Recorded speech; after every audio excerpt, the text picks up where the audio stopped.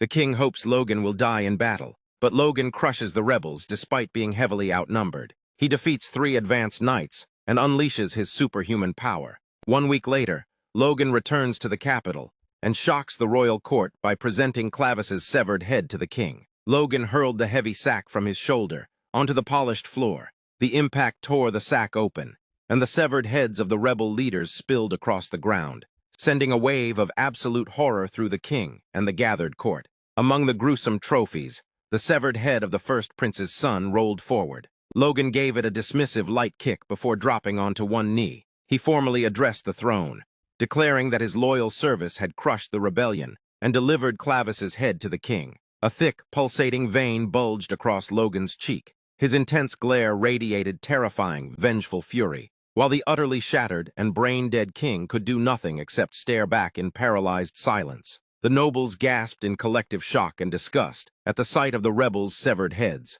Even the bastard king himself stood completely stunned by the display. Whispers spread rapidly through the panicked crowd. The lords wondered whether every sack truly contained severed heads. They questioned whether one of them belonged to Clavis, and tried to understand what Count Milan could possibly be thinking. Logan stood nearby, seething with silent rage. The nobles remarked that with their elite forces absent, the battle must have been extraordinarily difficult. But the king was far from pleased. His face twisted as he trembled with barely restrained fury. Logan turned directly toward the king and assured him that as long as he remained by his side, nothing like this would ever happen again.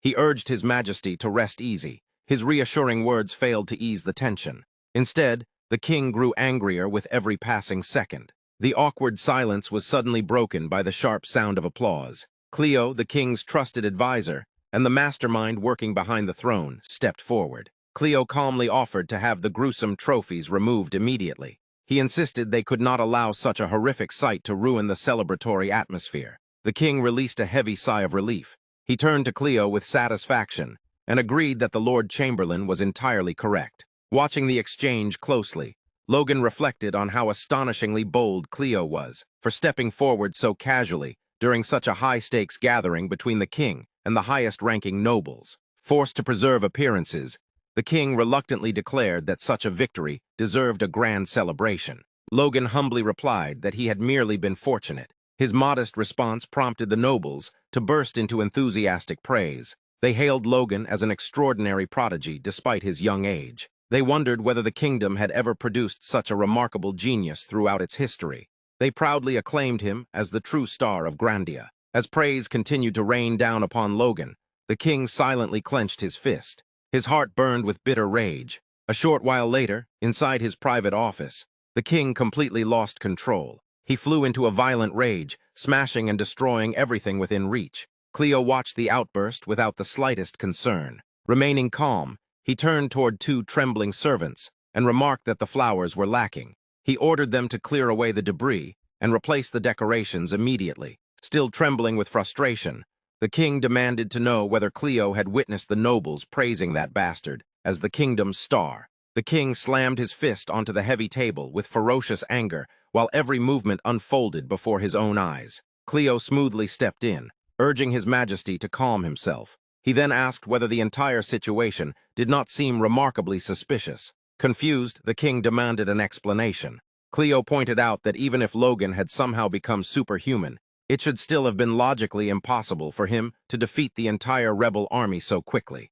He strongly implied that Logan must be hiding something significant. Cleo assured the king that if given permission, he would personally investigate the matter immediately. The king swallowed the bait completely. Once again, the foolish monarch allowed himself to be manipulated with ease. The scene shifted to a much warmer setting, where Stella was overjoyed to see Logan return. Logan warmly shared in her excitement.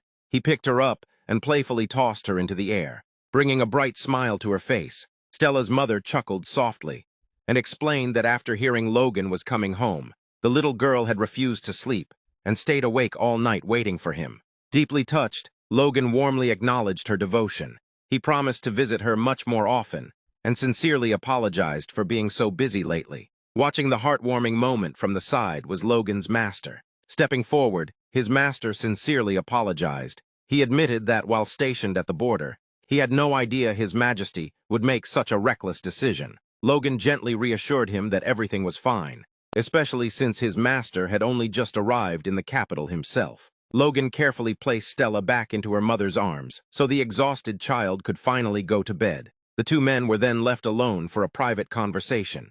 His master let out a long sigh, still burdened with lingering anxiety. He admitted he was genuinely grateful that His Majesty had made it through the day completely unharmed. The implication caught Logan off guard. He questioned whether his master had truly believed he was capable of harming the king. His master plainly answered that Logan certainly had every right and every reason to be furious. Logan firmly argued that if he had truly intended to harm His Majesty, he would never have gone through the effort of helping place him upon the royal throne in the first place. His master solemnly countered that the desperate circumstances of the past and the fragile situation of the present were entirely different realities. Logan insisted with complete conviction that nothing had changed. He reminded his master that the Empire still posed an existential threat to their kingdom. He questioned why anyone would waste precious time continuing such a troublesome internal conflict. His master sighed and quietly wondered whether it was the Empire once again. Hearing the doubt in his master's voice,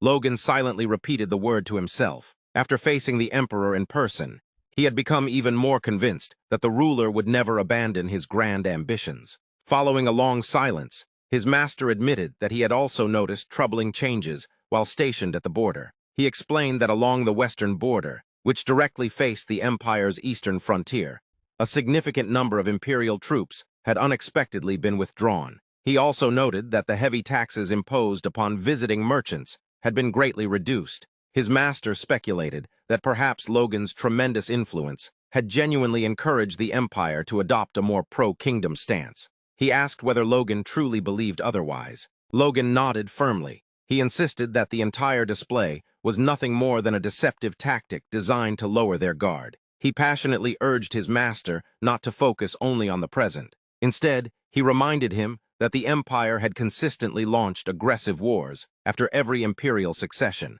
He asked whether his master had not previously agreed with that assessment. His master lowered his gaze and reluctantly admitted that he had. Seeing the doubt on his master's face, Logan felt a heavy weight pressing against his chest. He silently wondered what his master would actually have done if he had truly attempted to strike down His Majesty. Logan quickly pushed the grim thought aside. He decided there was no point dwelling on such dark possibilities. He calmly informed his master that it was getting late and that he would take his leave for the night. Just as Logan reached the doorway and prepared to leave, he suddenly stopped. He turned back and acknowledged that it was understandable if his master could not trust his words immediately. However, Logan earnestly asked him to at least stop His Majesty from constantly trying to keep him under suspicion. After a long and heavy silence, his master quietly admitted that he wished he could do exactly that.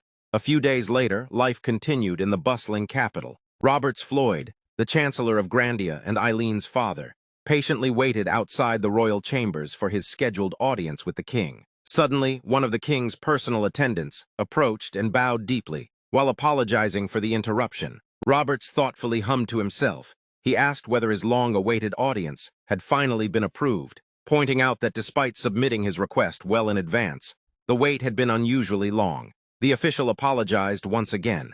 He regretfully informed Roberts that he would have to wait a little longer because His Majesty was currently holding an urgent private meeting with the Grand Duke and Count Milan. Surprised by the revelation, Roberts quietly repeated Logan's name to himself. He clearly remembered that his son-in-law had been scheduled to return to his own territory that very morning. Roberts immediately wondered whether the sudden summons was connected to the mysterious bundle from before. His sharp political instincts warned him that something had gone terribly wrong. The narrative then shifted back inside the tense royal chambers. A furious Logan demanded to know exactly what the king meant by his accusation. He insisted that the king repeat it. The king responded with a bitter, arrogant chuckle. He mocked Logan for supposedly being exhausted by his strenuous duties before calmly repeating the accusation. Wearing a venomous smile, the king announced that reports claimed the vast majority of the rebel army was still alive. According to the accusation, they were living comfortably under Count Milan's direct protection. The king smugly sneered that such an unbelievable betrayal surely demanded a thorough explanation. Logan burned with absolute incandescent rage. Every passing second made the king appear even more outrageously audacious and utterly insufferable.